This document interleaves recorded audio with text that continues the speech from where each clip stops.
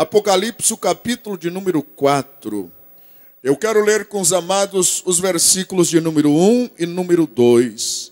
E depois o capítulo de número 5, versículos 1 a 6. Por gentileza, leiamos a Bíblia neste texto, quando quero meditar convosco uma palavra de Deus sobre o tema Consolados no tempo do fim. Repita comigo, por favor. Consolados no tempo do fim. Visto que o prisma deste congresso, o tema orientador é a que horas estamos do fim. E muitas mensagens foram faladas sobre o fim com muita maestria. E o Espírito de Deus marcou o meu coração nestes dias finais, com esta visão de Deus, consolados no tempo do fim. E eu desejo do profundo da minha alma que aquilo que o Espírito de Deus fez em mim na hora da oração, quando preparava esta mensagem, que isto possa ocorrer convosco esta noite, porque o Espírito de Deus me consolou profundamente. Eu assumo este lugar esta noite desejoso de que a consolação que veio sobre mim, sobre o meu coração, sobre o meu ministério, venha sobre a sua vida também esta noite. Se porventura alguma ferida, algum sofrimento, alguma mágoa, se porventura algum espinho tem atingido a sua vida nesta caminhada, eu assumo este santo lugar para lhe dizer que o Espírito de Deus tem óleo de consolo sobre a sua vida, sobre o seu ministério esta noite, sobre a igreja do Senhor, sobre os batalhadores, os missionários que são os soldados de vanguarda desta hora final. Apocalipse 4, versículos 1 e 2 nos diz assim: depois destas coisas olhei, e eis que estava uma porta aberta no céu. E a primeira voz que como de trombeta ouvira falar comigo disse: sobe aqui e mostrar-te-ei as coisas que depois destas devem acontecer. E logo fui arrebatado em espírito, e eis que um trono estava posto no céu, e um assentado sobre o trono. Capítulo 5, versículos 1 a 6. E vi na destra do que estava assentado sobre o trono um livro escrito por dentro e por fora, selado com 7 selos. E vi um anjo forte bradando com grande voz: quem é digno de abrir o livro e desatar os seus selos? E ninguém no céu, nem na terra, nem debaixo da terra podia abrir o livro, nem olhar para ele. E eu chorava muito, porque ninguém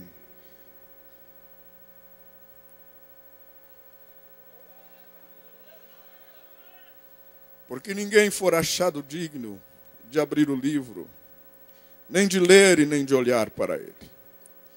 E disse-me um dos anciãos: não chores. Eis aqui o leão da tribo de Judá, a raiz de Davi, que venceu para abrir o livro e desatar os seus 7 selos. E olhei, e eis que estava no meio do trono e dos 4 animais viventes, e entre os anciãos um cordeiro, como havendo sido morto, e tinha 7 pontas e 7 olhos, que são os 7 Espíritos de Deus enviados sobre toda a terra. Amém.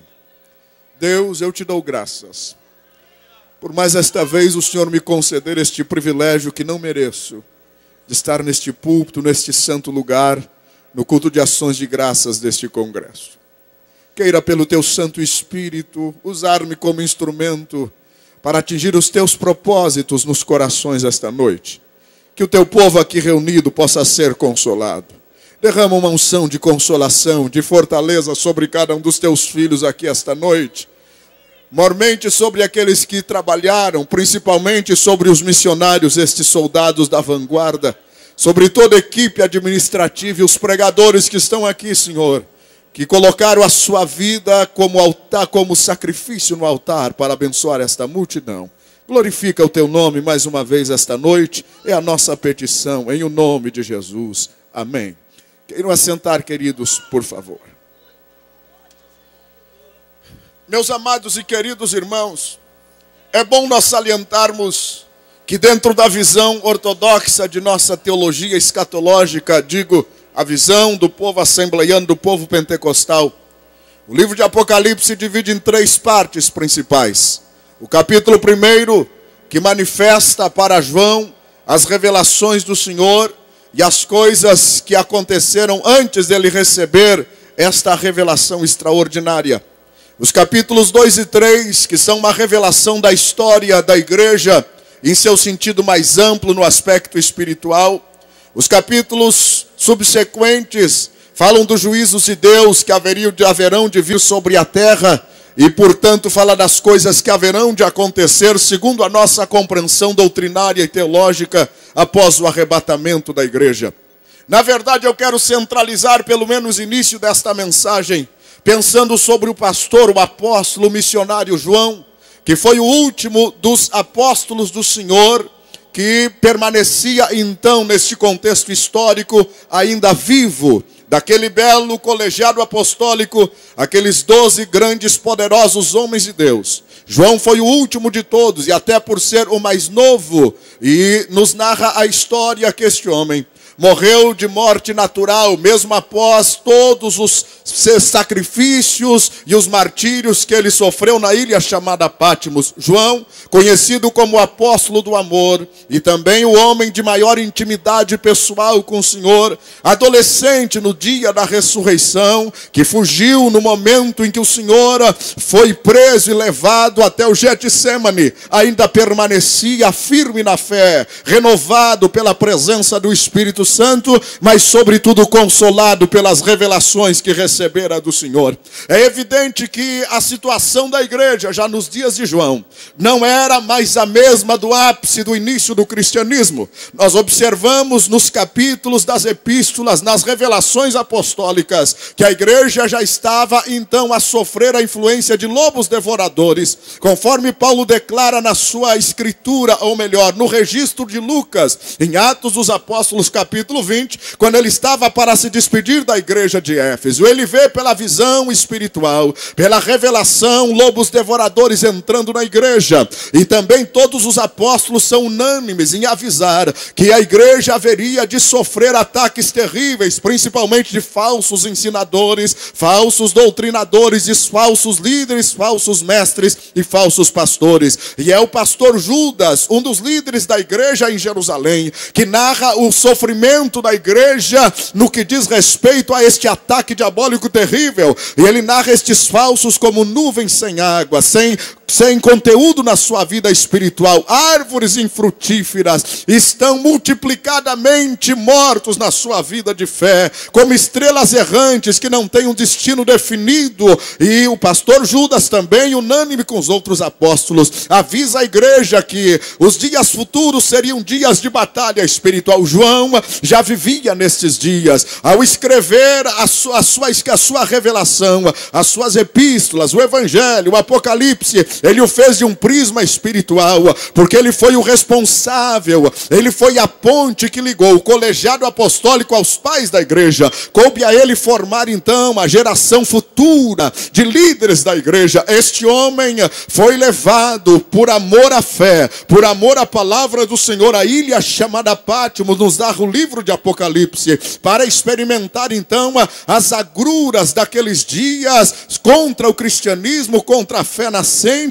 contra o verdadeiro evangelho do Senhor. Mas lá no livro, lá na ilha de Patmos, nos narra o livro de Apocalipse, o Senhor lhe aparece. Na verdade, João, ao receber esta revelação da trajetória da igreja, nos capítulos 2 e 3 de Apocalipse, a análise que faço com a ajuda do Espírito Santo esta noite, é que ele, ao receber esta revelação, estava profundamente decepcionado porque a igreja já começava a passar por momentos difíceis. E é bom nós informarmos aos irmãos que as 7 cartas às igrejas da Ásia significam pelo menos 3 coisas. Primeiro, significam 7 tipos de igrejas que coexistem no sentido espiritual. Segundo, significam 7 tipos de crentes que vivem dentro de uma mesma congregação. Terceiro, significam 7 tipos de líderes religiosos no cristianismo atual e em todas as épocas. Estes 7 significados, 7 tipos de crentes, 7 tipos de igrejas, 7 tipos de líderes, nos trazem a noção do porquê que João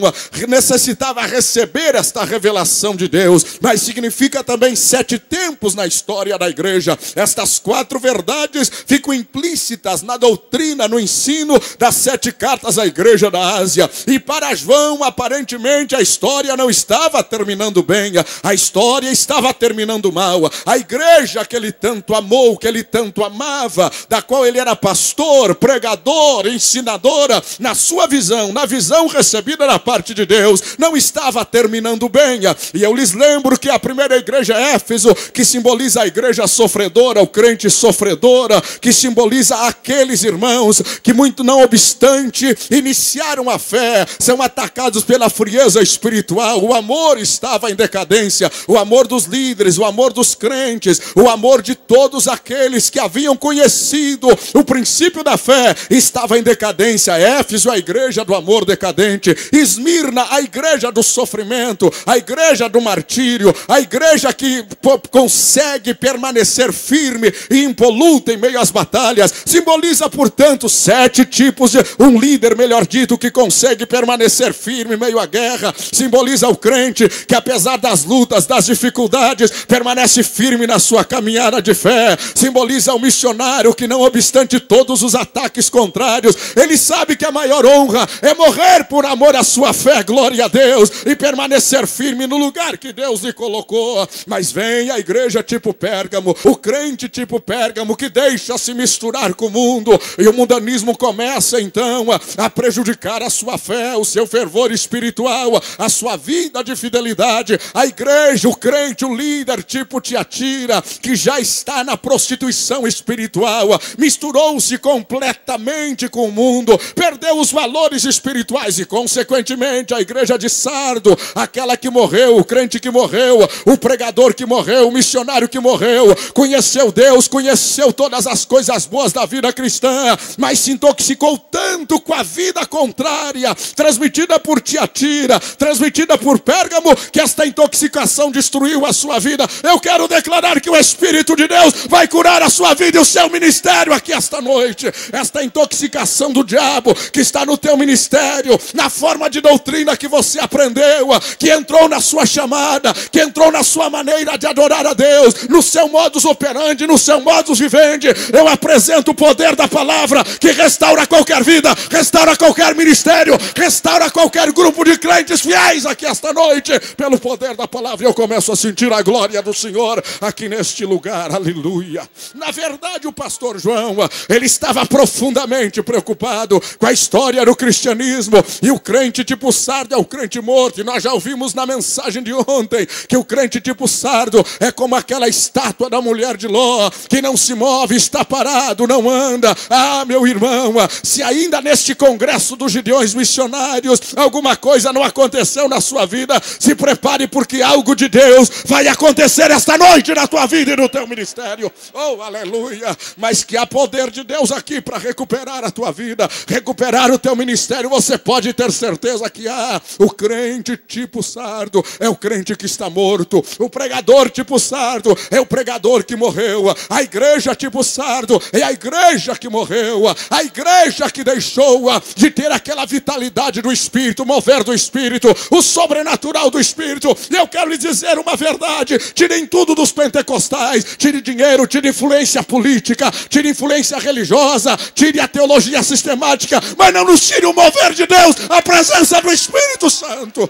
Não nos tire a glória do Senhor, não nos tire as lágrimas que são características dos nossos púlpitos, do nosso altar, não nos tire o coração quebrantado. Faça o que quiserem conosco, mas não nos tire aquilo que caracteriza a nossa vida, que é o mover de Deus entre nós, e a glória do Senhor se manifestando. Oh, aleluia. Se tirar isto de nós, meus irmãos, ou se nós viermos a perder isto, nós não somos mais o que nós deveríamos ser. Nós saímos do centro do plano de Deus, porque se existe alguma coisa que ainda vale, é saber que a glória de Deus está presente. Existe alguma coisa que ainda vale, em meio a tantas lutas e decepções, é aquele momento que o coração aquece e a lágrima quente começa a cair no nosso rosto, e a nossa alma e o nosso espírito ficam elevado e relevado pela glória e pela presença do Senhor. Se tem alguém sentindo esta presença aqui esta noite, levante as suas mãos aos céus e glorifique e exalte o nome do Senhor.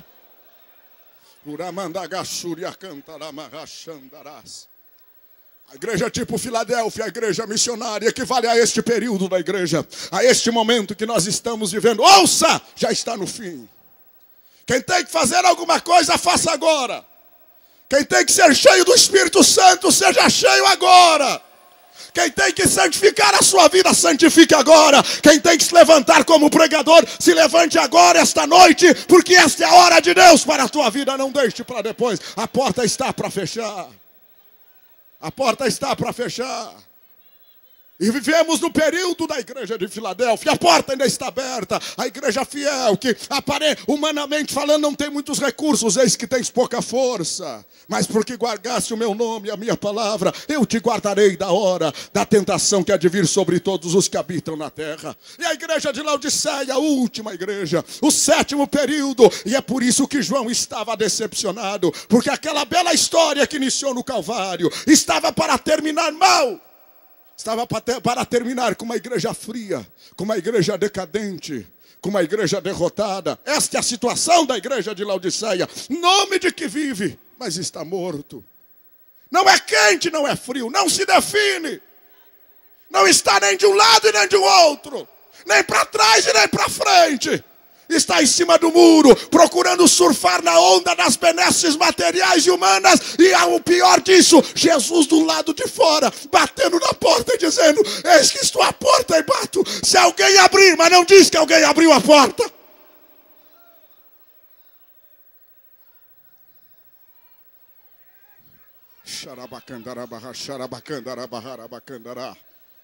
Não diz que alguém abriu a porta. Ele ficou do lado de fora.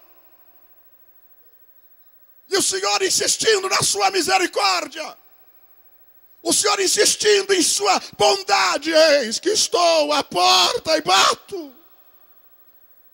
Se alguém abrir, eu entro, eu quero fazer festa. Eu quero transmitir alegria. É a presença dEle que é a razão da nossa festa. É a presença dEle que é a razão da nossa alegria. Não são os nossos arroubos teológicos, o nosso preparo de oratória para pregar. Não é a nossa cultura teológica, nada disso. O que faz diferença aqui é a presença dEle neste lugar. É a presença dEle. Se você quer celebrar a presença dEle comigo, levante as duas mãozinhas aos céus. Esqueça de tudo, esqueça de festa, esqueça de pregador, esqueça de nome importante, esqueça. E diga: Jesus, Tu és a razão de tudo, Tu és o centro. Diga, Jesus, eu te amo, eu te adoro. Diga alguma coisa bela, diga alguma coisa linda para Jesus. Eu quero ouvir, eu quero ouvir, eu quero ouvir. Eu quero ouvir, eu quero ouvir, eu quero ouvir. Jesus, eu quero fazer festa, mas fazer festa contigo. Não quero fazer festa sem a Tua presença, ó Deus, ó meu Jesus. Que a Tua presença se manifeste no meio desta multidão agora. Aonde houver um crente sofrido, temente, fiel, toca nele com a Tua presença maravilhosa agora. A presença que fortalece, presença que renova, presença que enche, presença que reanima. É a presença dEle. Eis que estou à porta e bato.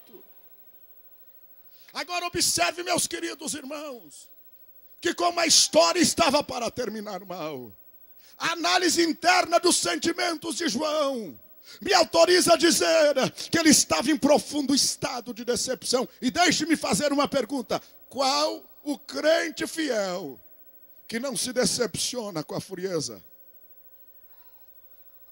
Quando já conheceu Deus, conheceu o Pentecoste de verdade, poder genuíno, a voz de Deus mesmo, quando não vê mais isso, parece que falta o ar. A pior coisa que tem para o crente é o culto ruim, quando termina mal o culto. Pode ter dinheiro no bolso, pode ter carro novo, pode morar no maior palácio aqui do Balneário Camboriú, mas se o culto for ruim, está tudo ruim. Agora, se não tem dinheiro no bolso, não tem casa nova, mas a presença dele se manifesta, tudo é bom, tudo é belo, tudo é lindo, tudo é glorioso. Se o culto é bom.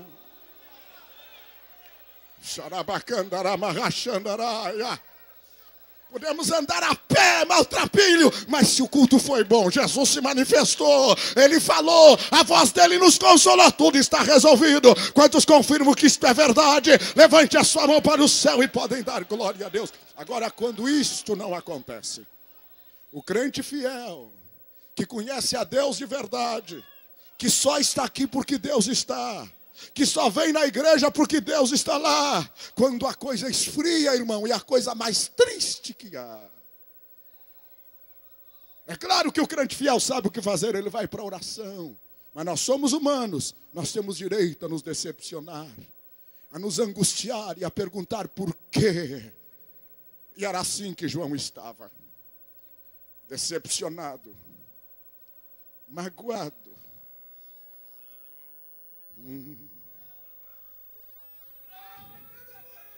Estou falando aqui aos fiéis esta noite. Aleluia. Aleluia. Estou falando aos fiéis, aos pregadores fiéis.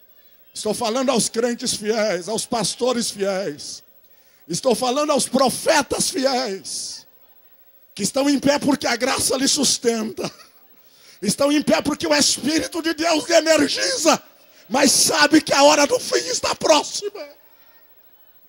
Olha à direita e à esquerda, olha dentro da igreja. E a sua pergunta é: a que horas estamos do fim? Bate uma palpitação no coração.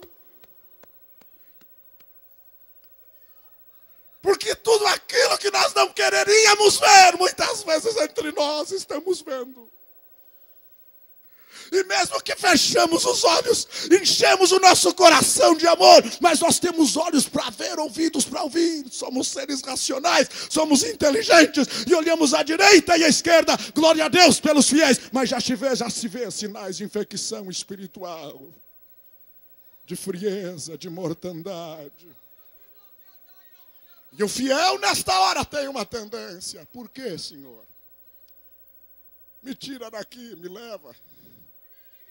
Deus, apressa. Eu assumo este lugar esta noite para lhe dizer que não é hora de fazer esta oração. E esta palavra agora tem endereço certo. Não é hora ainda de fazer esta oração. E eu quero lhe responder esta noite, pastor fiel, crente fiel, pregador fiel, líder de missões fiel, que tem sofrido seu ministério, missionário fiel, cantor fiel, que tem sofrido, e olha, Deus, para mim terminou tudo. Eu pensei que ia ser diferente. A minha perspectiva é outra. A minha expectativa não era esta, era outra. Bem, querido, o Espírito de Deus me deixou para o último dia deste encontro, para consolar a tua alma. Para dizer que não é hora de tu fazer esta oração. Porque nesta hora de sofrimento, de luta, as consolações do Senhor te são suficientes. E elas vão renovar a tua vida neste lugar aqui esta noite. E vão te levantar deste estado, esta situação de deprimência, de desespero. Ainda tem azeite de Gileade para ser derramado nas tuas feridas aqui esta noite. Ainda tem consolo de Deus para ser manifestado na tua vida. Deixe-me lhe orientar mais uma vez. Eu queria te dizer, meu colega, meu companheiro crente fiel, Jesus nunca nos enganou. No dia do culto da Santa Ceia, depois que ele lavou os pés dos discípulos em João capítulo 13, o traidor é revelado e sai do meio do povo de Deus, e a glória do Senhor se manifesta. Está lá no Evangelho de João. Jesus se levanta e começa a consolar os discípulos. Não se turbe o vosso coração. Na casa de meu pai há muitas moradas. Se não fosse assim, eu vou-lo teria dito. Mas eu vou vos preparar lugar para que onde eu estiver, estejais vós também. Eu vou para o meu pai, porque se eu não for o Consolador, não virá. Mas se eu for, o Consolador, o Espírito Santo virá. E ele estará convosco todos os dias. Ele vos falará da minha parte o que tiver ouvido, porque não falará de si mesmo. Ele vos guiará em toda a verdade, e vos revelará tudo o que eu lhe disser. E ele vos consolará, ele estará convosco todos os dias. E ele continua a pregação, me parece agora que ele está em pé, naquele culto de Santa Ceia. Capítulo 15, ele olha para os discípulos e disse: olha, como quem diz, eu não vou me separar de vocês, eu sou a videira verdadeira, e vocês são os ramos. A vara que está em mim dá fruto, e o meu Pai limpa para que dê mais fruto ainda. Aleluia. E o versículo 7 ali diz: se permanecerdes na minha palavra, tudo o que pedirdes em meu nome vos será feito. E o versículo 8 ele sai do geral para o específico e diz: se alguma coisa pedirdes em meu nome ao Pai, vos será feito. E mais adiante ele diz: não vos escolheste vós a minha, mas eu vos escolhi a vós, para que vades e deis fruto, e o vosso fruto permaneça. Glória a Deus. Pastor Cisino, ele se coloca em pé, a minha impressão, e vai saindo para o horto do Getsemane, e começa o capítulo 16. Fala sobre o Espírito Santo, e no final do versículo, do capítulo, ele conclui a grande mensagem antes de orar, e diz assim: no mundo tereis lutas e aflições. Ele não nos enganou. Tem de bom ânimo, eu venci o mundo. Levante a sua mãozinha direita ao céu. Deus, se é verdade que o Senhor está nesta palavra e me ordenou pregá-la esta noite, eu quero pedir agora que o Senhor derrame uma unção de fortaleza, de ânimo, de consolo e de renovo sobre cada filho teu que está aqui neste santuário. Aquele pregador que deu tudo o que tinha neste Gideão, mas não atingiu o objetivo de sua alma. E ele está aqui triste, envergonhado até, sem querer enfrentar a multidão. Eu peço que o Senhor console ele agora e mostre a ele que o ministério dele não terminou. Deus, aquele cantor que veio aqui não conseguiu cantar, fez o melhor de si, mas não alcançou a expectativa, está aqui profundamente desanimado. Aquele missionário que chegou aqui, Senhor, esperando algo mais, e ainda não recebeu.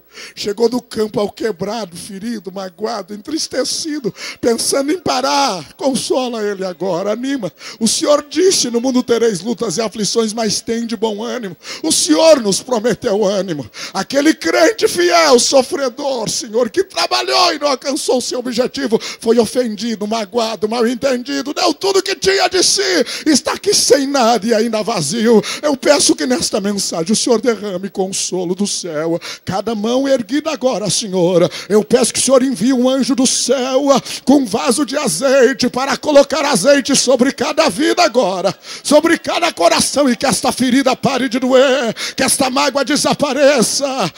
No teu nome, que este espinho na alma, Senhor, seja anulada por gozo, por alegria. Quem crê, mova a sua mão. Quem crê que o Espírito de Deus lhe consola agora, derrama azeite sobre a sua vida. Se você crê, mova a mãozinha mais um pouquinho comigo, porque eu percebo e recebo de Deus agora para declarar a autoridade do céu, para que você seja consolado neste instante agora. Há um anjo de Deus, eu profetizo, caminhando no meio desta multidão, tocando a sua ferida, sarando a sua alma, aleluia, arrancando os espinhos de tristeza. Receba consolo e alegria de Deus neste momento, fortaleza para o seu ministério. Olha aí a unção de Deus vindo sobre a sua vida outra vez.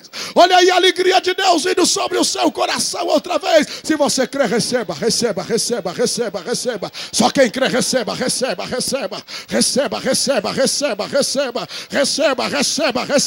Se você crê, receba.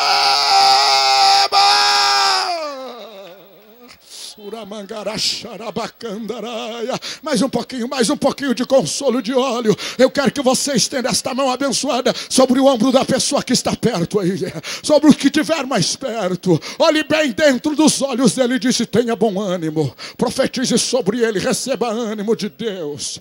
Receba ânimo de Deus. Receba ânimo de Deus. Receba a fortaleza de Deus. Receba de Deus.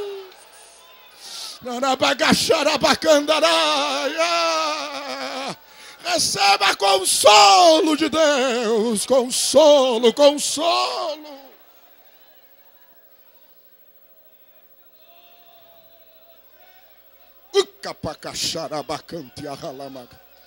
Icapacantaramahaxuria cantaramahaçui calamandará. Icapagaxandará priarrontelaço. Icandaramahás. Aleluia. Observem bem, meus irmãos. No capítulo 3, Cristo está de fora da igreja, batendo na porta. Mas no capítulo 4, se abre uma porta no céu. Vejam o contraste. O céu sempre está de porta aberta para quem quer ter Jesus na intimidade pelo lado de dentro. Eu quero declarar que os céus permanecem abertos sobre a sua cabeça. E se você crê, diga glória a Deus. É mentira do inferno que o céu foi fechado sobre o teu ministério.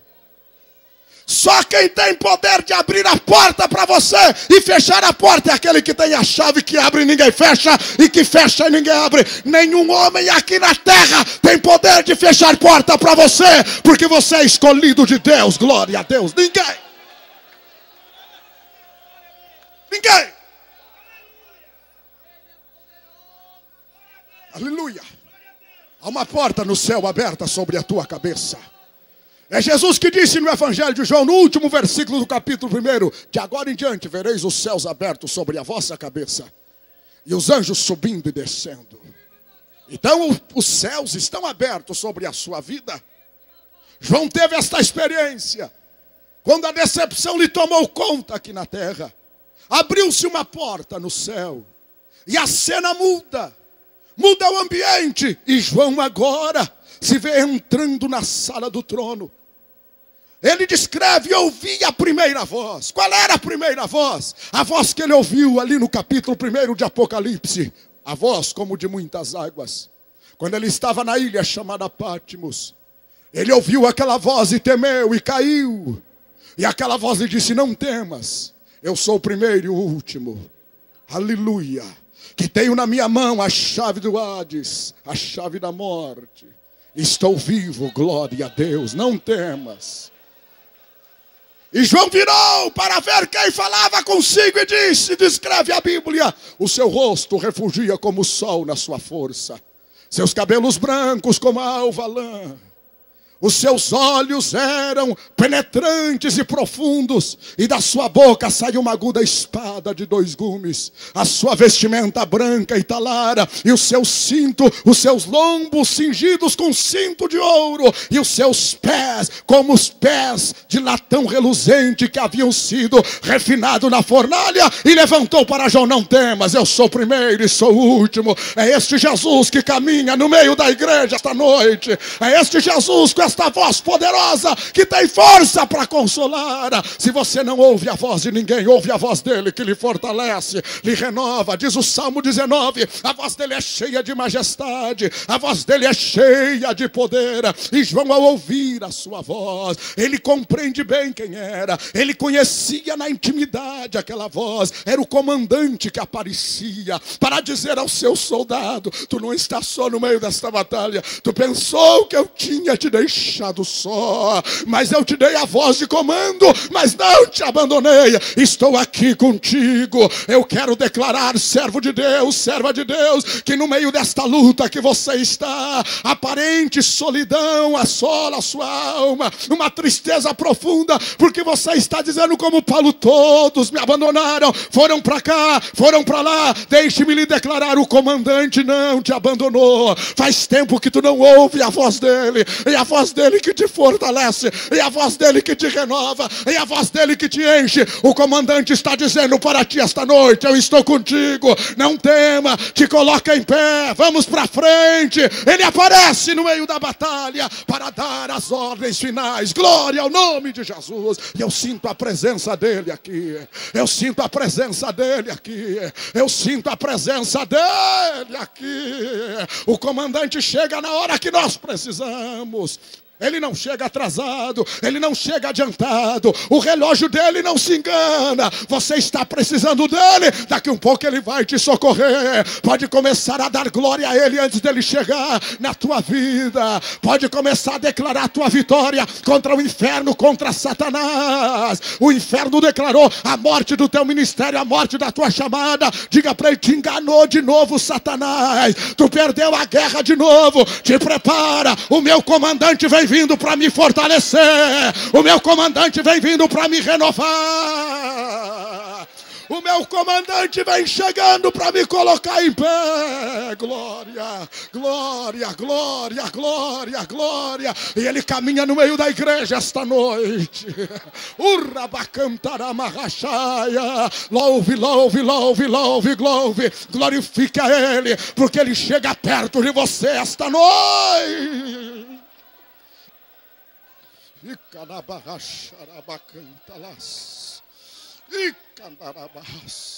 Oh, aleluia.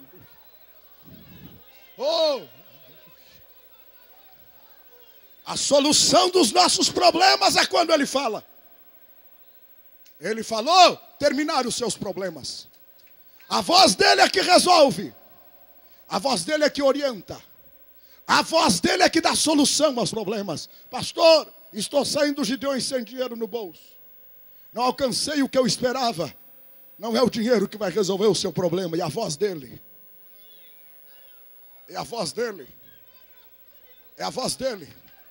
Se ele falar, os problemas estão resolvidos. Aleluia. Se ele falar, essa fraqueza vai embora, essa incredulidade desaparece, esse desânimo some. É só ele falar e você se coloca em pé de novo. E as coisas estão resolvidas quando ele fala. Eu sinto uma glória extraordinária do Senhor aqui. Eu estou sentindo, quem sente comigo? Levante as duas mãos aos céus, as duas. Solte o que você tem no banco, solte, porque o comandante está caminhando aqui no meio da sua igreja agora. O comandante está passeando aqui agora, ele está passando em revista ao seu exército de guerra. Soldado, receba a fortaleza dele agora, no poder do seu nome. Eu profetizo que esta fraqueza vai embora agora. Esta tristeza vai embora agora. Este sentimento de derrota desaparece agora. Eu profetizo sobre a sua vida vitória, vitória, vitória, vitória. Vitória, eu estou dizendo vitória, vitória, vitória. Vitória, vitória sobre o seu ministério. Vitória, eu profetizo vitória, aleluia. Se você crê, bata no peito e diga, isto é para mim, porque eu sei que ele está caminhando aqui agora. Eu estou profetizando vitória para o teu ministério, para a tua chamada, para a tua família.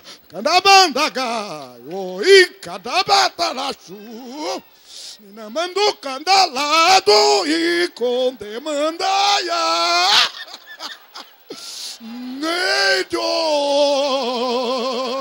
Ele me disse que está curando aqui agora. Ele me diz, quando ele fala, o problema está resolvido. Quando ele fala, o problema está resolvido. Há um milagre no sistema cardíaco vascular ocorrendo aqui agora, na vida de um servo de Deus. E eu profetizo neste instante que o comandante toca no teu coração, desentope as veias, substitui este músculo fragilizado, renova a tua saúde, renova a tua fé, renova o teu ministério. Se você crê, receba da parte de Deus agora, porque é o comandante que está falando.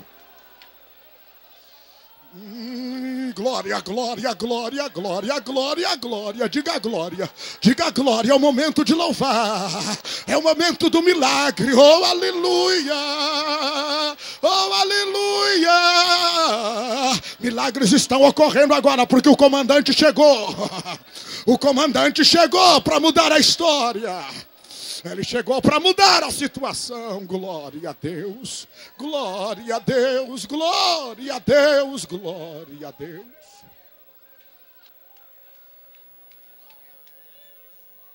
Vejam que coisa linda. O comandante aparece, toma João pela mão, tira ele do sofrimento da ilha de Patmos. De repente ele se vê entrando não na sala da presidência da República, não na sala do Palácio de Buckingham na Inglaterra. Ele se vê entrando na sala do trono. E a voz do comandante diz, sobe aqui. O teu lugar é estar por cima, não por baixo. Sobe aqui. Ninguém mais vai te pisar, sobe aqui. É o comandante que disse. E os céus se abriram. E João cruza direto. E de repente, quando ele abre os olhos, ele está na sala do trono. Por que João foi parar lá? Porque o Espírito de Deus precisava curá-lo das suas decepções. Ele tinha que ver alguma coisa sobrenatural. Ele tinha que ver alguma coisa que fosse de Deus mesmo.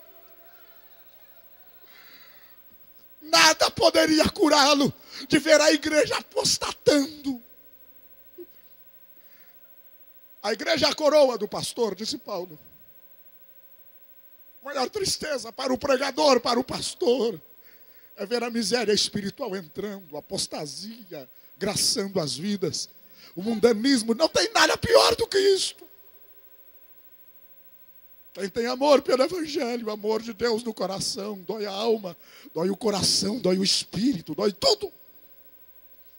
Quando estas coisas acontecem, meu companheiro, servo de Deus, olhe para cima. A sala do trono está aberta para você. Se tudo aqui te decepciona, o que nos sustenta, nos levanta é a visão do trono. Ele é levado à sala do trono, porque ele não podia ver nada mais do ponto de vista humano. A decepção daquele homem era profunda. Ele chega na sala do trono. E ele está ali para dois motivos. Primeiro, para ser consolado. Segundo, para receber a mente de Deus, que lhe capacitaria a entender as revelações posteriores, com discernimento espiritual, para ver as coisas do ponto de vista do céu e da eternidade. Ele já estava quase perdendo o foco do seu ministério, da sua fé, da sua pregação, depois de ver tanta imundícia na igreja, ver tanto problema, ver tanta hipocrisia, ver tanto pecado, tanta coisa oculta. Ele estava perdendo o foco. Ele chegou na sala do trono para receber 2 milagres na sua vida. Primeiro, ser consolado pelo Senhor. Segundo, receber uma mente espiritual para ver as coisas não do ponto de vista humano, mas do ponto de vista de Deus. E quando ele chega lá na sala do trono para receber este foco extraordinário, esta experiência que ele precisaria para poder interpretar o livro de Apocalipse, porque os capítulos 4 e 5 são introdutórios somente, dos juízos que haveriam de ver. As visões que consolariam João começam a acontecer. Era necessário ele corrigir o foco. E a correção do foco, dos objetivos do seu ministério, só viria com a visão da glória e do trono de Deus. Levante a sua mãozinha direita ao céu comigo. E diga comigo: Deus, não me deixe perder o objetivo para o qual o Senhor me chamou. Deus, não me deixe perder a razão pela qual o Senhor me escolheu. Deus, não me deixe estar envolvido com os venenos da terra que me fazem perder a visão espiritual. Deus, abre a sala do trono. Abre a sala do trono. Eu preciso ser restaurado. Eu preciso ser consolado.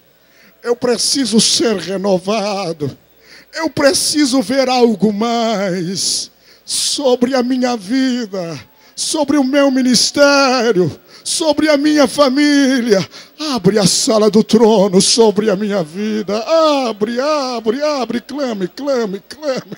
Clame, clame, clame, clame, clame, clame, clame, clame, clame. Clame, clame, clame. Chaiego, ebanda, surradaia. Cansou? Teu ministério não terminou. Deixe-me profetizar sobre a sua vida. E eu creio que você tem inteligência espiritual e vai receber. Deus vai abrir a sala do trono sobre a tua vida. Não vale mais a pena pregar? Vale sim, senhor. Vale sim, senhor. Vale pregar, sim, senhor. Vale. Não vale mais a pena jejuar? Vale sim, senhor. A sala do trono vai abrir sobre a sua cabeça e vai provar que vale a pena. Não vale a pena mais santificar, pastor. Não vale a pena mais ser fiel. Não vale a pena mais ser servo.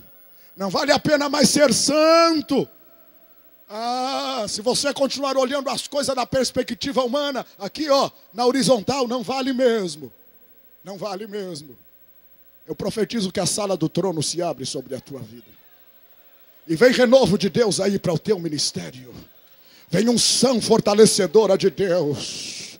Eu preciso parar a pregação de novo para ministrar sobre as vossas vidas, porque agora, levante mais uma vez as suas mãozinhas santas aos céus, por favor. As duas mãozinhas, querida, por gentileza. Eu sei que este exercício muitas vezes é cansativo, mas é demonstração de fé. E eu quero que você tome a mão do irmão que está à direita e à esquerda. Segure, ajude ele a segurar lá em cima, lá em cima, lá em cima, lá em cima. Ajude ele a segurar lá em cima, lá em cima, lá em cima, lá em cima. Aleluia, aleluia, aleluia. Eu estou declarando, como profeta de Deus, no último dia dos Gideões, que este ano a sala do trono vai se abrir sobre o teu ministério. Eu estou declarando que a sala do trono vai se abrir sobre a tua vida. Eu estou profetizando que a sala do trono vai lhe dar uma nova perspectiva, uma nova mente, uma nova visão. Se você crê, receba a glória de Deus agora. Aí aonde você está, seja cheio da glória, cheio da glória, cheio da glória, cheio da glória.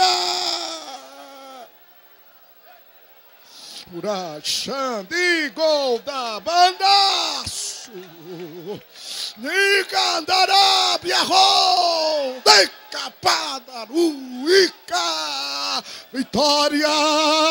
A sala do trono se abre sobre a tua vida. A glória de Deus, o Shekinah de Deus invade a tua alma, invade o teu ministério. Vale a pena. Vale a pena ser fiel, vale a pena ser servo, vale a pena ser humilde. É o trono de Deus que nos ensina.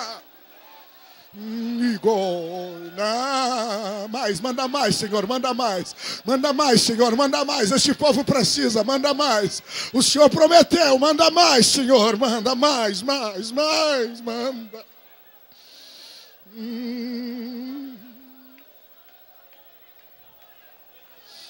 Consolados no tempo do fim, vem uma unção de consolo e de fortaleza sobre a sua vida. Vem uma unção de renovo. Ilha fala de isolamento, Ilha fala de abandono, Ilha fala de descaso. Lhe colocaram nesta ilha de sofrimento. Parece que é o fim, mas não é. Esta ilha que você está não é o teu fim. Não é o fim do teu ministério, não é o fim da tua vida. Se não tem saída dentro da ilha, tem saída para o céu. O comandante vai te abrir a sala do trono. O comandante vai te abrir a sala do trono.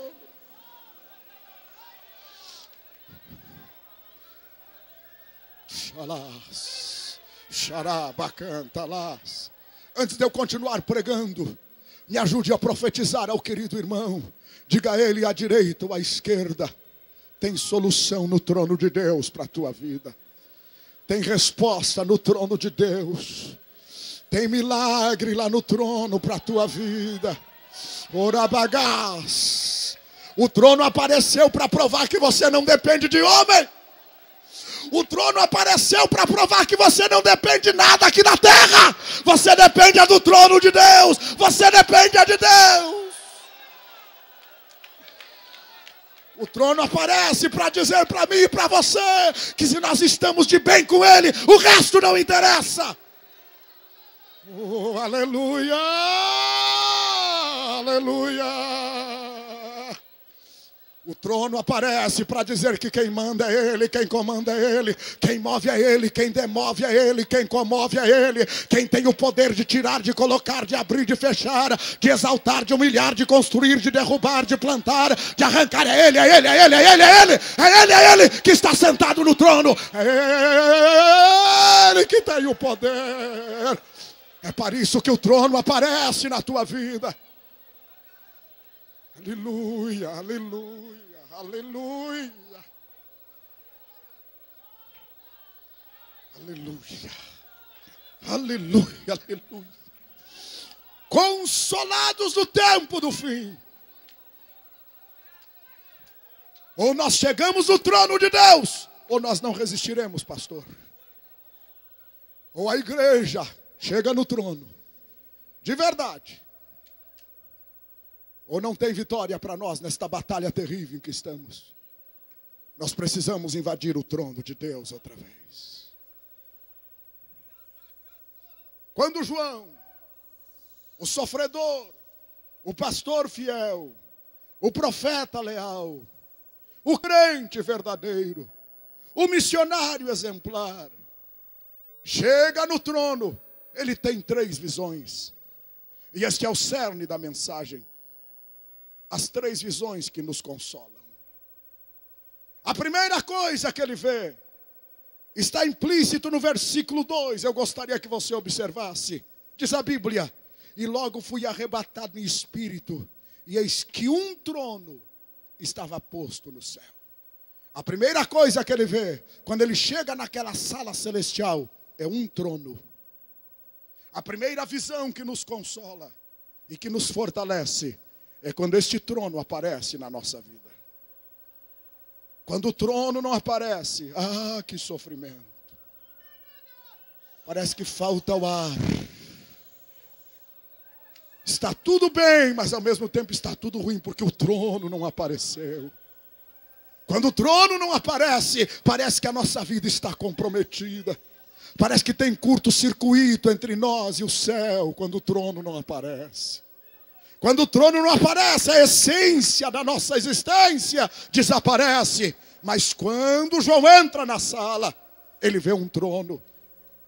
Quero lhes informar que o Apocalipse, além de ser o livro do Cordeiro dos Juízos, é o livro do trono. Somente neste capítulo 4 o trono aparece 12 vezes. E em todo o livro o trono aparece 38 vezes. O Apocalipse é aberto com o trono de Deus. Está lá no capítulo 1, versículo 4. Onde João descreve assim: João, as 7 igrejas que estão na Ásia. Graça e paz seja convosco da parte daquele que é, daquele que era e que há de vir. E dos 7 Espíritos de Deus que estão diante do trono. O livro de Apocalipse é aberto com a presença do trono de Deus. No intermédio deste livro, nos capítulos subsequentes, aparece ainda o trono de Satanás, aparece o trono da besta, aparece o trono da impiedade, e vários tronos terríveis aparecem. Mas o livro se conclui com um trono só. A Bíblia nos revela no capítulo de número 18 e o versículo de número 2, na expressão de um anjo forte: caiu a grande Babilônia e se tornou morada de demônios e abrigo de todo espírito imundo. E mais adiante no versículo 10 diz que os reis da terra prantearam e foram destruídos após ela. Mas mais adiante, quando nós chegamos lá nos últimos capítulos, especialmente o capítulo 20 e o versículo de número 11, todos os tronos desapareceram, mas há um trono que permanece. Olha o que diz a Bíblia: e vi um grande trono branco,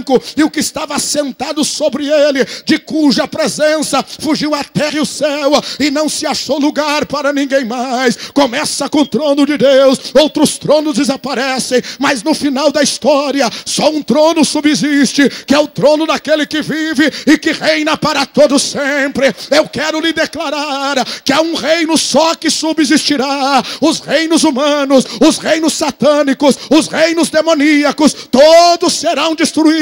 Deixe-me profetizar sobre a tua vida. Se há um principado, há um trono satânico contra o teu ministério, levante-se na tua fé, levante-se na tua força, porque este trono não vai subsistir, ele vai ser derrotado. O único trono que vai subsistir é o trono do Senhor, e este trono, diz a Bíblia, não habitará somente ele, os santos estarão com ele. A igreja não vai somente para o céu, céu, a igreja vai para o centro do céu, a igreja vai para o lugar principal do céu. O céu é para todos, mas para a igreja, lavada e comprada com o sangue do Cordeiro, o nosso lugar é além do céu dos céus, o nosso lugar é assentado no trono, com aquele vestido de branco, para reinar para sempre e para estar com ele. Seu destino é o trono, seu destino é o trono, seu destino é o trono.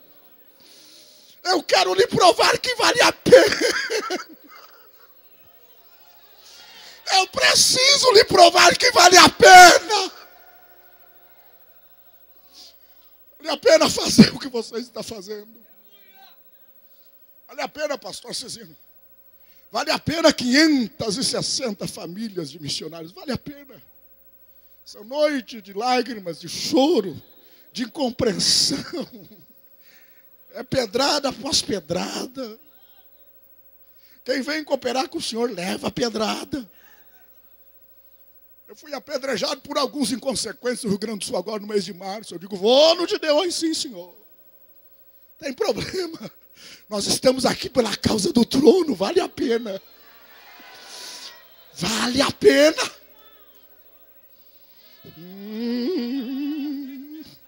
Vale a pena você derramar esta lágrima quente que você está derramando aí. Vale a pena você chorar, clamar. Vale a pena sim, Senhor. Por quê? Porque o teu destino é o trono. É para lá que você vai. Quem crê? Quem crê? Quem crê? Eu estou te falando do céu. Se alegre, eu estou te falando do céu. Levante as mãos dos céus e se alegre. Eu estou te falando do céu. É para lá que nós vamos. Nós vamos para o trono. Nós vamos julgar grandes e pequenos, diz a Bíblia. É para lá que nós vamos, glória a Deus. Mais uma vez, console o seu irmão que está perto de você e diga, o seu destino é o trono. Mova ele aí, quem sabe ele ainda está sofrendo, ainda está inerte. Mova ele, diga, te anima. Seja fortalecido, teu destino é o trono. É o trono de Deus para onde você vai. E o trono significa 4 coisas. Número 1, domínio. Número 2, justiça. Número 3, graça. Número 4, fogo de Deus. Número 5, glória manifesta. Quando o trono de Deus aparece, os problemas se terminam, porque apareceu o domínio absoluto. Apareceu o soberano dos reis da terra. Apareceu o príncipe que há de dominar sobre todos. Quando o trono de Deus aparece sobre a tua vida, não tem você sem ser simpático ou antipático. Pode 10 mil não gostar de você. Se o trono de Deus gostou de você e apareceu na tua vida, terminou. Acabou os problemas. É só o trono aparecer.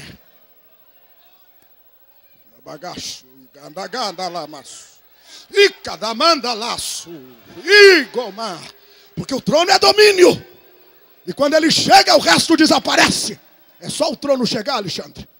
É só o trono chegar, pastor Elson. E termina as murmurações, termina a inveja. Vão olhar para vocês e dizer, não adianta meter contra o rapaz. O trono de Deus anda com ele.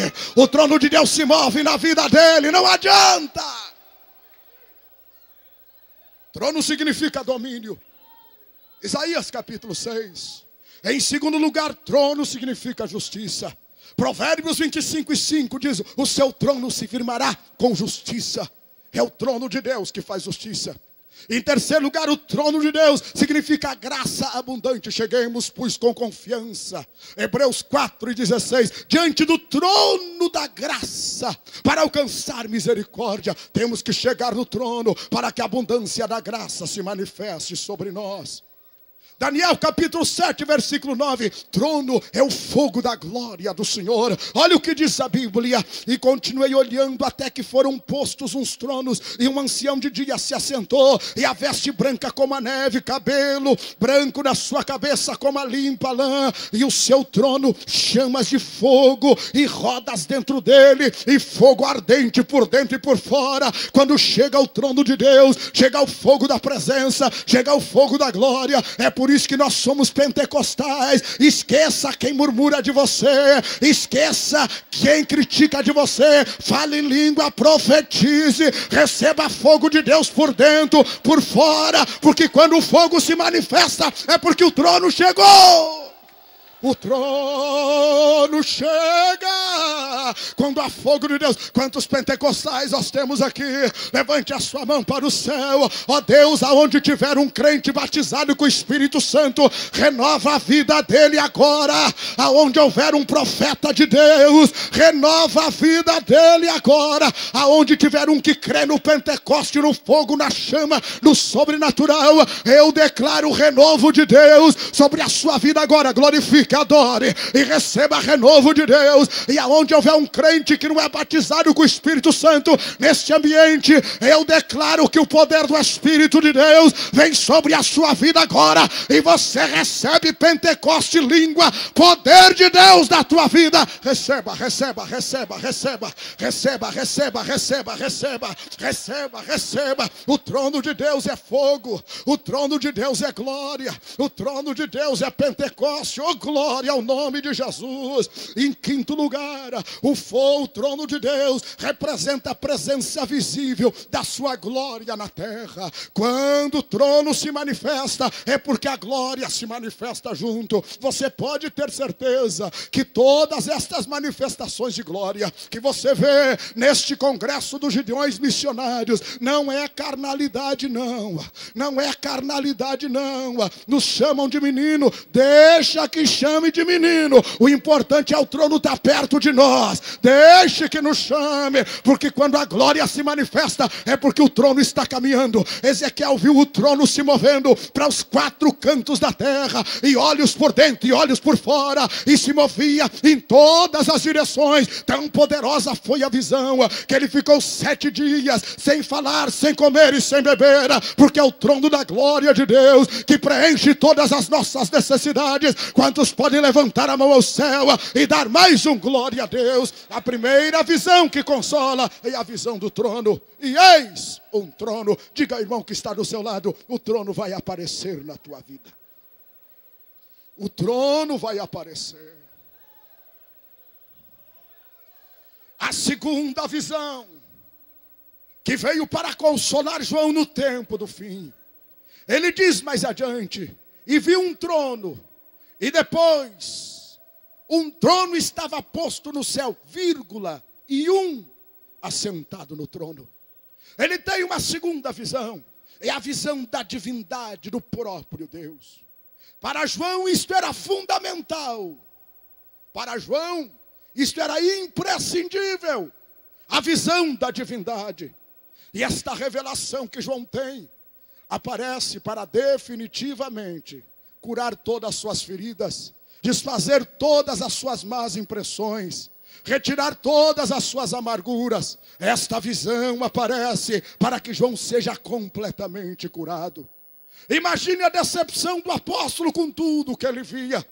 Mas ele chega ao trono para compreender que tudo existe para um objetivo: para exaltar aquele que estava sentado no trono, para louvor daquele que estava sentado no trono. E ele tem 2 visões subsequentes nesta da divindade. Ele vê um momento de louvor e adoração, e de repente ele vê os 24 anciãos que representam a igreja, tiram as coroas da cabeça, dobram os seus joelhos e começam a louvar e dizer: santo, santo, santo é o Senhor. Santo, santo, santo é o Senhor Todo-Poderoso, que era e que há de ser para todos sempre. Nesta visão ele viu que o significado de tudo existe para uma razão só: para adorar, para louvar, para bendizer, para magnificar aquele que está sentado no trono. Lembram de Isaías? Isaías viu os serafins serafins, e eles cobriam o seu rosto, sabe por quê?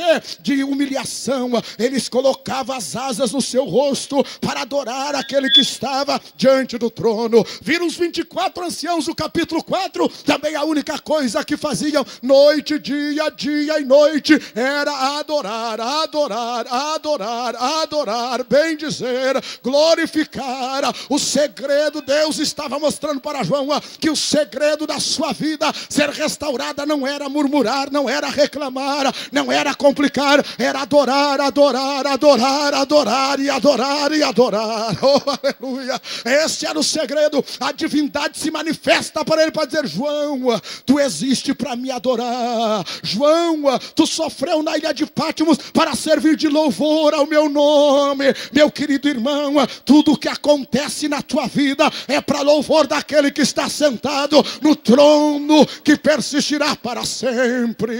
Tudo que acontece na tua vida, lágrimas, sofrimento, dificuldade, tudo é para glorificar a Ele. Quantos podem dizer glória a Deus? Diga ao irmão que está ao seu lado: adore a Ele, porque Ele está presente. Adore a Ele. Em segundo lugar, ele deparou-se com alguém que tem o poder sobre todo o universo e pode intervir na história de todos os seres humanos. Olha o contraste de João. Aqueles déspotas, aqueles reis, Césares de Roma, que pisoteava a sua vida, desapareceram, porque existe um que domina e tem o comando de todas as coisas. Quantos podem dar glória a Deus? João descobriu em terceiro lugar uma região de pureza, onde tudo é belo, onde a vida existe na sua forma e na sua expressão mais bela. Olha aqui, crente, me escute aqui, crente decepcionado. Olha aqui, ó, crente sofredor, pregador fiel, que pensa que não existe mais nenhum lugar que vale a pena viver. Tem um lugar que nos espera, onde tudo é puro.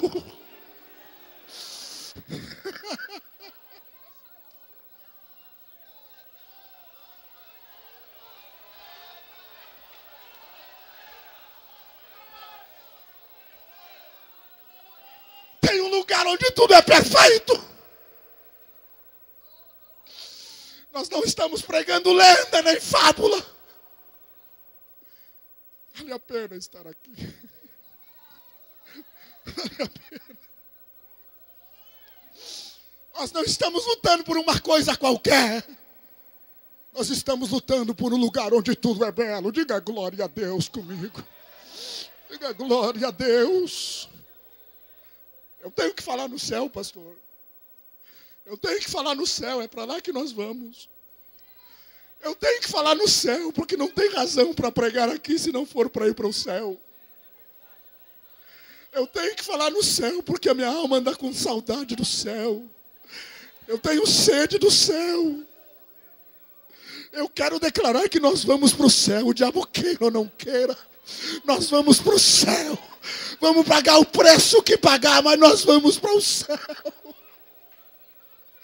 Lá é o nosso lugar.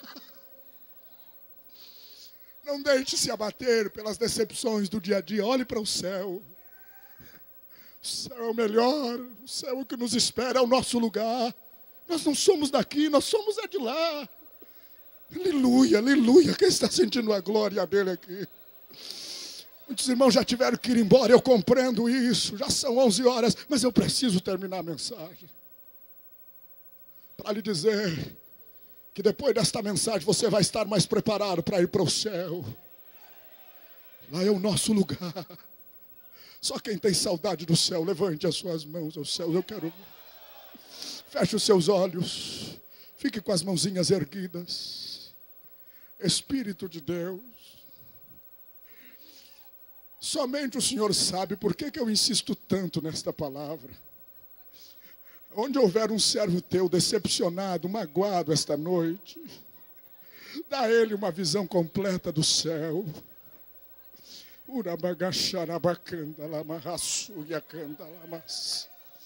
Nanda magashui candaramahassui candalabarachá. E calabalabaga. Oh Deus, Deus, eu não posso permitir que esse meu irmão saia daqui vazio. decepcionado, triste. Ele não pode sair daqui assim. Derrama sobre ele o consolo do céu. Derrama o consolo do céu.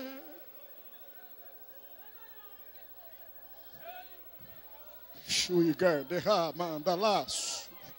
Icada mandalaço, canta magachantalas. Icada magacharai, icantiu mandalaço. Mandalá, rei, chuique barras. Nando raci, quibro, nio licande rabios. Juide canto que bagaça. Nio rigalai de mandalaço.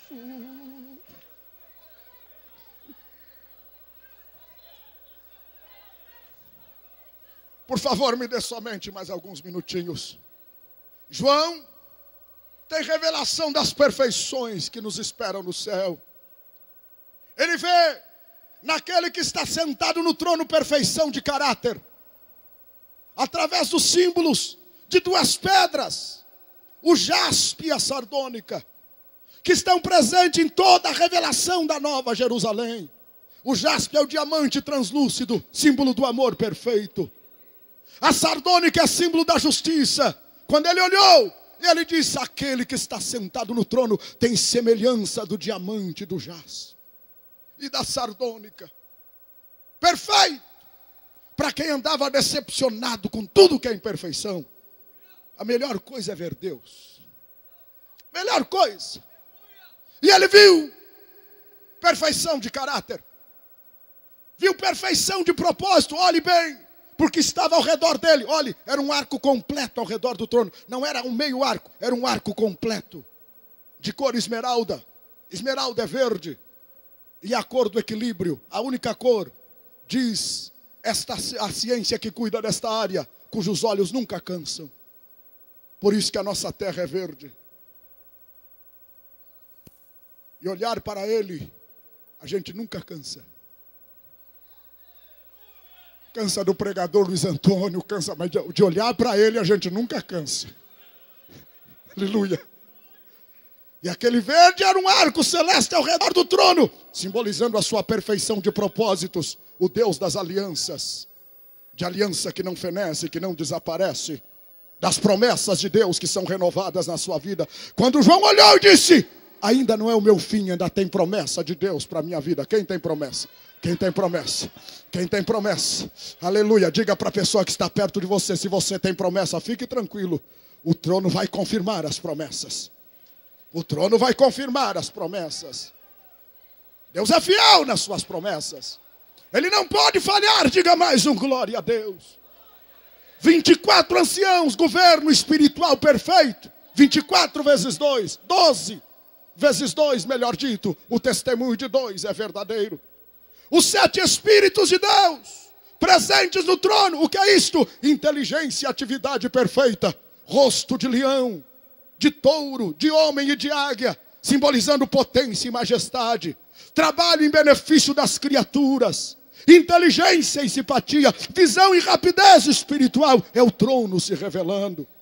E um mar de vidro e de cristal, santidade perfeita, onde o pecado não aparece, não macula, não mancha, não envenena, onde desapareceu o poder, a presença e os efeitos do pecado, e tudo é perfeito. E estamos em plena santidade com o Senhor.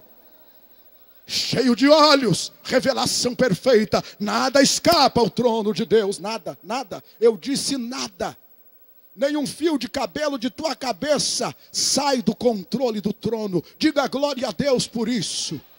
Nem a lágrima que você derramou sai do controle do trono. Nada, nada, nenhum passo da tua vida sai do controle do trono. Quero um conselho? Permaneça andando debaixo do trono, humilde. Ninguém te vê, mas o trono te vê. Sem dinheiro, sem fama, sem nome, mas debaixo do trono. O trono vai te levar no lugar certo, na hora certa, na posição certa, porque nada escapa ao controle do trono.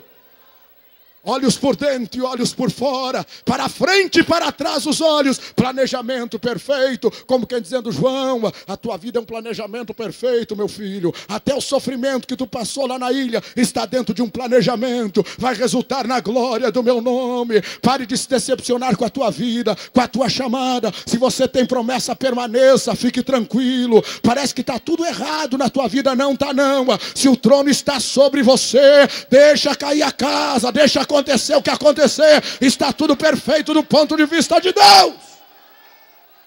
Esteja em pé, esteja em pé. O juízo está para se estabelecer. Ele se decepciona. E a única vez, pastor, no livro de Apocalipse, que eu vejo a Bíblia dizer, e eu chorava muito. Choro, pranto. João estava com a tendência de se decepcionar de novo. E alguém diz para ele, não chores. Olha o leão da tribo de Judá. A raiz de Davi que venceu, glória a Deus. Interessante, pastor Cezino, que o anjo avisou que era um leão, mas João olhou e era um cordeiro. Ele é o leão para vencer os nossos adversários, mas para nos resgatar, nos curar. Ele é o cordeiro de Deus que tira o pecado do mundo. A revelação dizia para ele, João, não te preocupe, o cordeiro está no centro. Se o cordeiro está no centro de tudo, está tudo bem. Aleluia. Deixe-me concluir a mensagem. A cura e a restauração da tua vida depende de colocar o cordeiro no centro de tudo. Cordeiro no centro do teu culto, no centro do teu ministério, no centro da pregação. O cordeiro tem que ser o centro de todo. E olhei e agora vi o cordeiro. E o seu choro terminou e se transformou em confiança. O cordeiro de Deus está aqui esta noite. Quantos creem na sua presença, pode levantar a mão para o céu e dar glória a Deus. Fique com a sua mão erguida, por favor. Tome a mão do irmão que está à direita, está à esquerda, por gentileza. Tome a mão dele. Segure a mão dele lá no céu comigo. Apocalipse também é o livro do Cordeiro. No primeiro capítulo nós vemos a revelação do Cordeiro. Nos capítulos 2 e 3 a mensagem do Cordeiro. Nos capítulos 4 a 18 nós acompanhamos a ira do Cordeiro. No capítulo 19 as bodas do Cordeiro. E a partir do capítulo 20, o reino do Cordeiro que se estabelecerá para todos sempre na terra. Quem manda aqui esta noite é o Cordeiro de Deus que tira o pecado do mundo. Cujo sangue remidor restaura, cura, perdoa, transforma, renova. É o poder do sangue do Cordeiro de Deus, Jesus Cristo. Deus, no final desta mensagem consoladora, te manifesta na vida desta multidão. Abre as janelas do céu sobre todos os que vieram aqui para receber. Confirma a tua palavra agora. Confirma a tua palavra. Confirma a tua palavra. Eu já pedi que o Senhor confirme a palavra. Agora você que veio esta noite para ser consolado, fortalecido, eu quero que você saia do seu lugar e chegue aqui perto deste altar, por favor. Rápido, rápido, rápido. Consolados no tempo do fim. Venha receber o consolo de Deus, a fortaleza. Venha, venha, venha. Venha, venha. Pode vir com a tua lágrima, com a tua dor, com o teu sofrimento. Venha, venha. Os meus colegas pregadores, chega aqui no altar para me ajudar a ministrar, por favor. Que canacharás. O candamacha. Venha, pastor Júlio. Fique aqui perto, por favor. Chegue mais perto, amados. Dê um microfone ao pastor Júlio, este profeta de Deus, para me ajudar a ministrar. Venha, venha, venha. Venha, venha, venha, venha. Nexanda. Uda, xandalás. A sua fortaleza vem das consolações de Deus que vem sobre a tua vida. Venha, venha, venha, venha, venha. Oh, aleluia. quero convidar a dupla Jackson e Thalita para estar aqui perto de mim. Cantor Elton Machado, por favor. A dupla Vanderlei e Andréia, por favor. Aleluia, venha, venha. O trono de Deus vai te consolar, vai te fortalecer. Venha, venha. Ok. Aleluia. O cantor que canta o hino diante do trono, pastor Real pede que ele passe aqui. Venha, venha. Quem quer ser consolado por Deus? Venha, irmão Júlio César, cantar diante do trono. Primeiro Jackson e Thalita, depois Elton Machado, depois Vanderlei e Andréia, depois Júlio César. Nós vamos clamar agora é hora da oração. Deus me ordenou nesta mensagem de hoje consolar a sua vida. Derrame a sua lágrima, derrame as suas mágoas, derrame os seus sofrimentos, derrame diante de Deus. Você tem direito a ser consolado pelo Senhor. Eu tenho uma maneira de orar e gosto disso. Eu quero convidar para você dar a mão a mais 2 pessoas que estejam perto de você. E de 3 a 3 eu quero que você forme um círculo de oração, adoração, clamor. Primeiro eu e o pastor Júlio vamos orar. Depois Jackson e Thalita vão cantar. Depois Elton Machado. Mas eu quero que você feche o círculo 3 a 3. 3 a 3. 4 a 4. Se a família estiver junto com a família. Escute, eu e o pastor Júlio vamos clamar. Na metade do clamor nós vamos autorizar que você solte as mãos da pessoa e levante as suas mãos aos céus. Porque a primeira fase da oração é intercessão, é clamor, é lágrimas. Depois é posse. Depois é posse da vitória. Aleluia. Aleluia. Eu tenho visto o pastor Cisino nos últimos 4 meses, pelo menos 2 vezes por mês, Jesus operar milagres. O senhor estava comigo lá quando aquele homem deixou as muletas e entrou no ginásio adentro correndo. Lá em Ivoti. Eu vi em Uberlândia, na metade da pregação, uma pessoa paralítica deixar a cadeira de roda e sair andando. Não estou dizendo isso não para demonstração de alguma coisa, somente para edificar a sua fé. Porque o meu Jesus que vem do trono faz isso, Ele pode fazer esta noite. É só nós clamarmos. Aleluia. Aleluia. Agora há aqui um servo de Deus. E está aqui no altar, está aqui no púlpito, que o seu coração foi trocado esta noite para a glória do nome de Jesus. Seu coração foi trocado esta noite para a glória do nome de Jesus. Vamos clamar, vamos clamar, vamos clamar, vamos clamar. Os pastores estendam a mão comigo. Pastor Júlio, inicie ministrando, por favor. Nosso Deus, nosso Pai, na tua presença santa, gloriosa, sagrada, eterna e bendita e poderosa, Senhora, estenda as tuas mãos nesta noite, realizando a tua grande obra, Senhor, o teu filho que está ministrou a tua palavra nesta noite. Ó Deus, a realização é sua agora. Estenda as tuas mãos de misericórdia. Ó Deus, ó Deus, a tua presença santa, a tua palavra é fiel sobre nossas vidas aqui nesta noite. Agora, Senhora, consola cada crente, vai consolando. Vai dando vitória agora, Senhora. Entra com providência. Em nome de Jesus agora, Senhora. Pela tua palavra. Ó Deus, nós cremos, nós cremos, nós cremos, nós cremos. Quebra as correntes, quebra os cadeados agora. Vai quebrando, vai quebrando, vai quebrando. Toda a corrente do inferno. Toda a corrente maligna agora. Todo o cadeado ao contrário. Toda a mente ao contrário. Toda a tristeza, toda a fadiga, toda a angústia. Ó Deus, na alma. Ó Deus, no coração agora. Vai arrancando agora. E vai lançando por terra agora. O teu filho que veio, Senhor, neste congresso. Hoje é o culto de ação de graça. Ele quer receber vitória. Ele quer receber vitória. Nós ministramos agora nesta noite a vitória, o consolo, a vitória, o consolo. Enxuga a lágrima dele agora, Senhor. Vai enxugando a lágrima. Oh Deus, como um sinal de vitória também, que o Senhor revelou o teu filho nesta noite, que o Senhor ia curar a enfermidade aqui agora.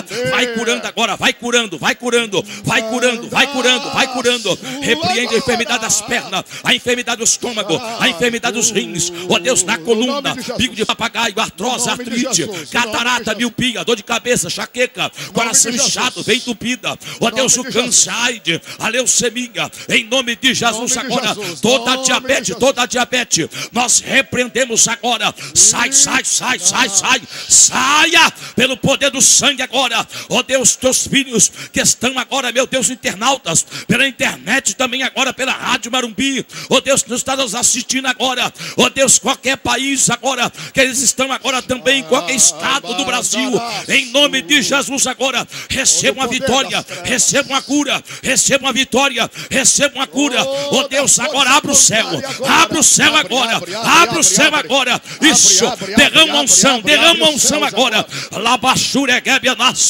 derrama agora a tua unção, derrama poder sobre a tua igreja. Levante as suas mãos aos céus agora para receber. Pode soltar a mão do seu irmão e levante as suas mãos, feche os seus olhos e permaneça recebendo. Porque agora, após a intercessão, como profeta de Deus, eu declaro um milagre sobre a sua vida. E você abre a sua boca e glorifica, louva, exalta. Eu declaro que o milagre está acontecendo agora na sua vida. Eu declaro em o nome de Jesus que a cura que você esperava chega no teu corpo agora. Sai enfermidade, sai enfermidade, sai enfermidade, sai em nome de Jesus.